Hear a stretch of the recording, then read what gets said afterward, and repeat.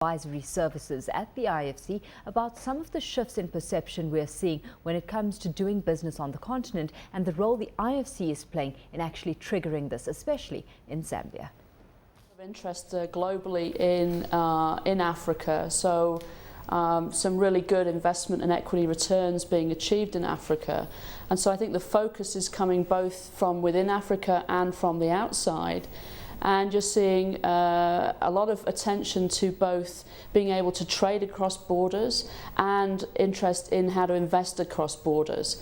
And so one of the aspects of investment climate work I've been looking at on this trip is really how to focus on reform in those areas to allow both the small medium-sized enterprise sector in countries to grow and be able to trade, but also how to encourage even more equity investment into African countries. Well, it's really hard to talk about African countries under one umbrella, so we're going to hone in into just a couple of the territories you've been most active in very recently, and we're going to start off with Zambia. I mean, what reforms are we seeing being made in an effort to attract business and investment its way?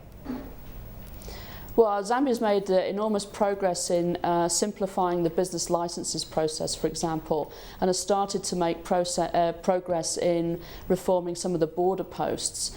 So my focus really, together with the government in discussions over the last few days, has been on how to target investment climate reforms in key sectors, in particular livestock and tourism, as well as in the supply chain for the minerals business, and also how to really start working on the trading across borders, where Zambia really lags behind some of the other progress it's made.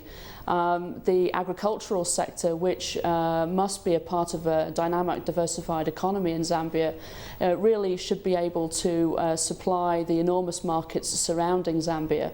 And in order for small, medium-sized enterprises to be able to fulfill that part of the economic future, then making it easier for them to get goods to market and make it easier for them to get goods to neighbouring markets is really an important and significant next step for the government. Also, making it easier to get access to credit. I mean, that where we have many countries, the likes of Kenya, the likes of Nigeria, still facing tight credit lines and loosening them being pretty difficult to achieve. So how exactly is Zambia getting this right? Because this has ranked amongst one of its top achievements. Yeah, you're quite right. The challenge for small, medium-sized enterprises is access to market and access to finance. In Zambia, we've got a very interesting partnership with Zanaco, whereby we are helping them lend to small, medium-sized enterprises, in particular in the agricultural sector. And so we've extended finance to them, and they are at very competitive rates being able to finance small, medium-sized enterprises. We also then help to support those SMEs with technical and business planning support. What's interesting about this is because Zanaco has been one of the early movers in Zambia on mobile platforms, they can in the future start to offer banking services over mobile technology, really being able to penetrate the rural population. Well, it's been said that private enterprise is a country's most reliable growth engine, Rachel. The challenge sometimes, though, is getting the public sector to actually agree and work in a very collaborative way to harness that. So what response have you received from government itself in terms of public-private partnerships? I think that increasingly we're seeing governments come to us for very precise advice on how to crowd the private sector into the opening up of different parts of the economy. From Zambia to Ethiopia to Lesotho on this trip, in all three countries I've had detailed discussions on these issues. And Lesotho is perhaps a very interesting example, perhaps an unexpected one, in that they have brought the private sector into their health sector in an extremely innovative way, and are now looking at the lessons learned from that example and seeing whether or not we can help them bring PPPs to other sectors of the economy, and they stand as a very good example for other countries on the continent.